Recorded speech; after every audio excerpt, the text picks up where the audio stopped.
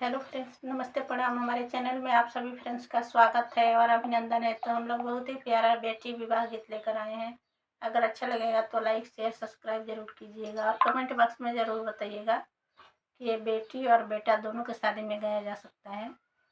तो ये गीत कैसा लगा आप लोगों को कमेंट बॉक्स में ज़रूर बताइएगा। तो चलिए सुनाते हैं। के मोरा छेकेला बागा बगैचा, के मोरा छेकेला दुआर जी, के मोरा छेकेला बागा बगैचा, के मोरा छेकेला दुआर जी, के मोरा छेकेला विधि के खिड़किया, गरमी में कलजिया मोर जी,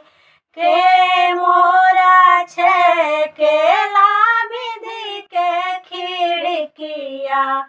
गरमी में कलजिया मोर जी, ससुर जे छेकेले बागा बगैचा, भसुरु जे छेकेले दुआर जी, ससुरु जे छेकेले बागा बगैचा, भसुरु जे छेकेले दुआर जी, आपन प्रभु छेकेले विधि के खिड़किया, गरमी में कलजिया मोर जी, आपन प्रभु छेकेले विधि के खिड़किया, गरमी में कलजिया मोर जी, घर में से निकाले सरवा सरवा भये बहनोया लगे ठाड़ जी, घर में से निकाले सरवा संदीप सरवा भये बहनोया लगे ठाड़ जी, कवन कवन ने गाया बहनोइया, कथिया नाठन गाना हो जी, कवन कवन ने गाया बहनोइया, कथिया नाठन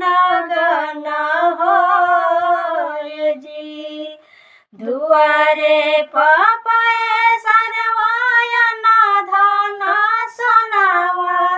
मड़ावे में मोहरा भाजाई जी, दुआरे पर पाए सरवाया ना धाना सोनावा,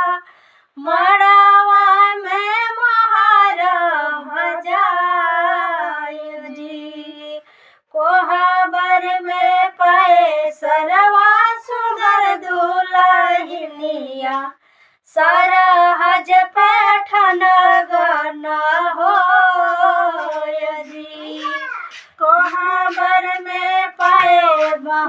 कोहबर में पाए हम सुंदर दुल्हनिया,